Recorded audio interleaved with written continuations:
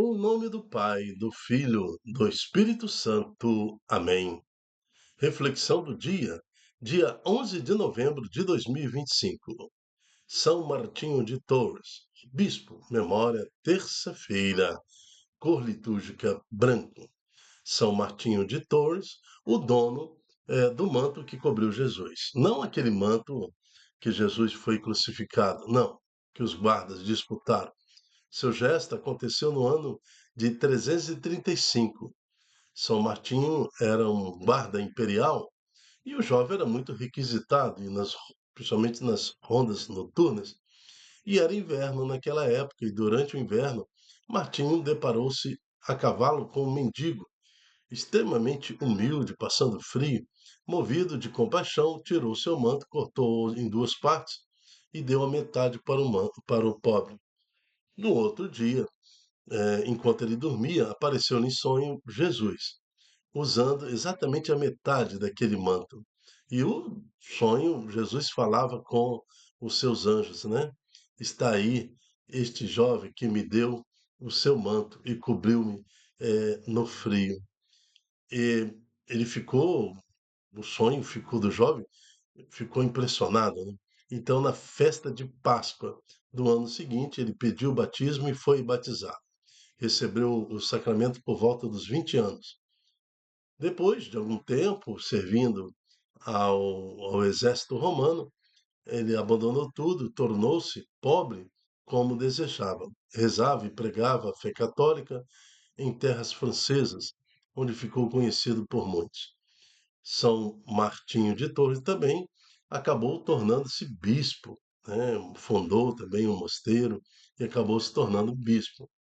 São Martinho, que cobriste Jesus com teu manto um pobre abandonado, que também nós possamos imitar-te com a nossa vida, cuidando dos menos favorecidos, dos pobres, mas sem perder a visão de Cristo, de evangelizar, de mostrar a salvação.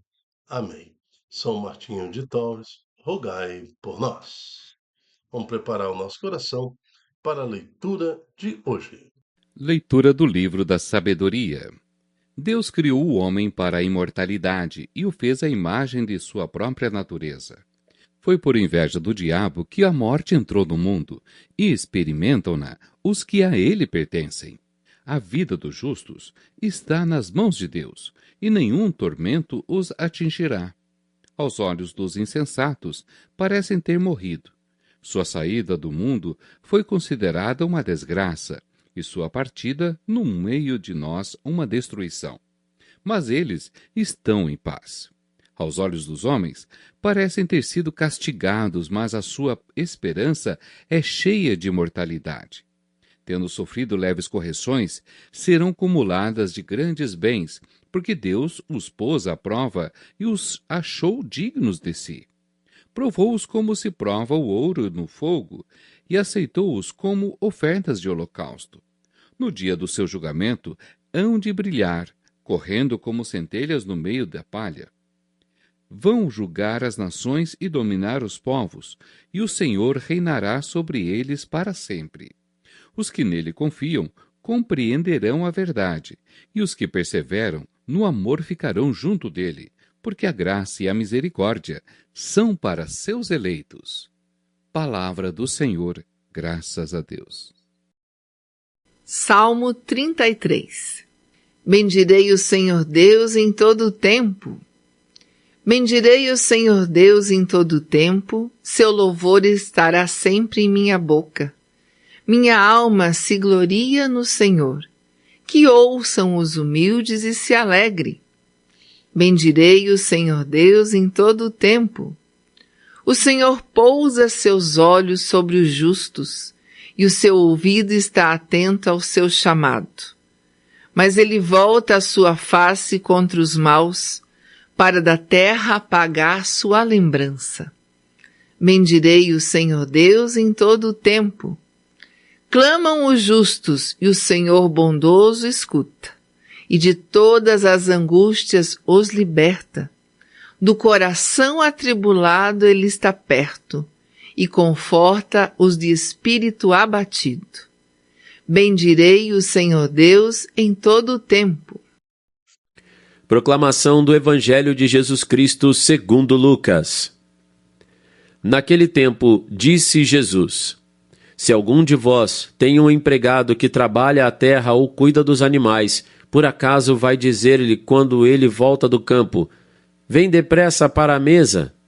Pelo contrário, não vai dizer ao empregado: Prepara-me o jantar, cinge-te e serve-me enquanto como e bebo, e depois disso tu poderás comer e beber?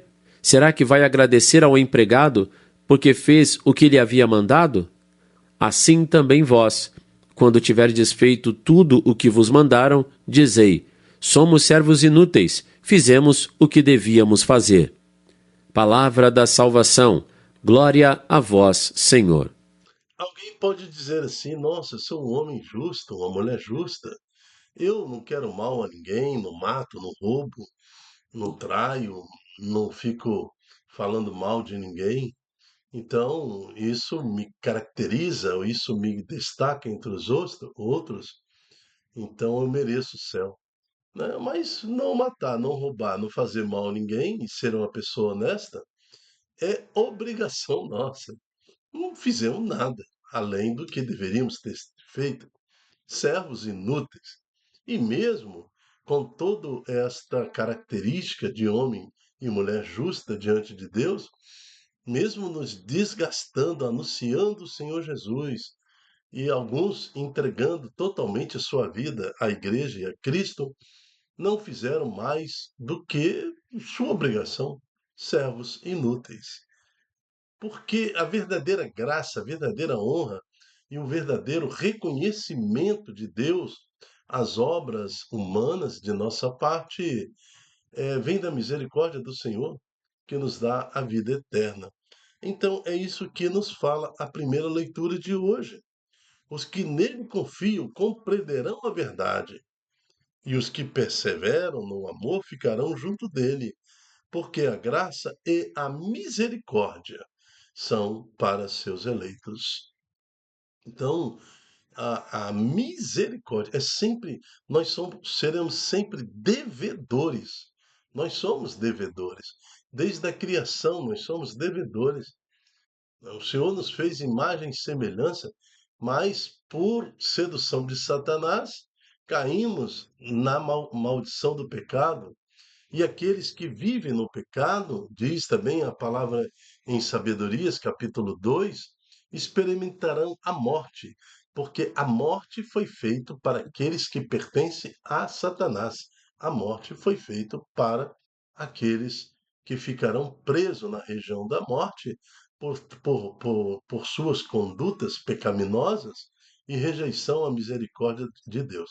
Agora, aquele homem e mulher que morre no desejo de ir para o céu, da ressurreição, a morte não os retém. É isso que eu quero dizer. Quando um homem e uma mulher justa, santa do Senhor, separada do Senhor, morre, imediatamente inicia-se a sua ressurreição. Ele, aparentemente, as pessoas que ficam, assim fala a sabedoria, né? Que ficam para trás na morte de um justo, acham que ele morrer igual a todo mundo. Morreu igual a todo mundo ali. O que adiantou ser santo? O que adiantou todo o sofrimento dele? Morreu igual o pecador, está sendo enterrado.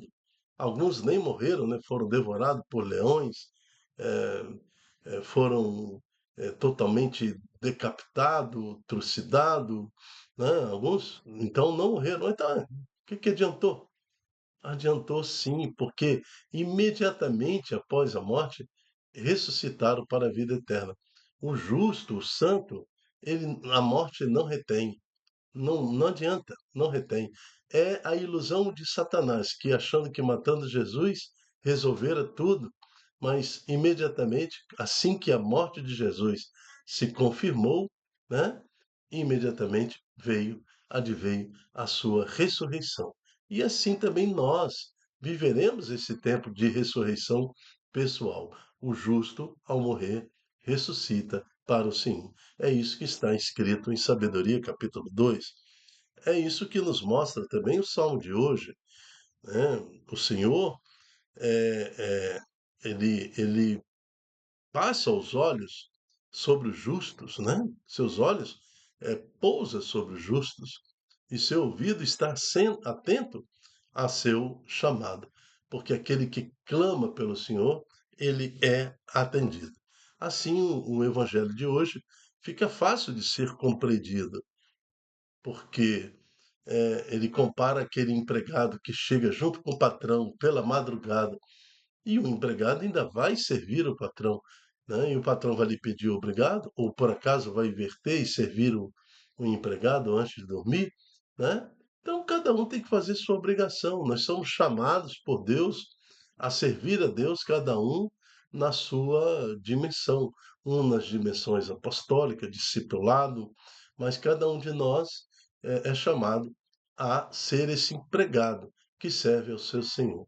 E quanto mais nos aproximamos de Deus, menos tempo nós temos para as coisas mundanas e mais tempo temos dedicado ao Senhor a causa do Evangelho.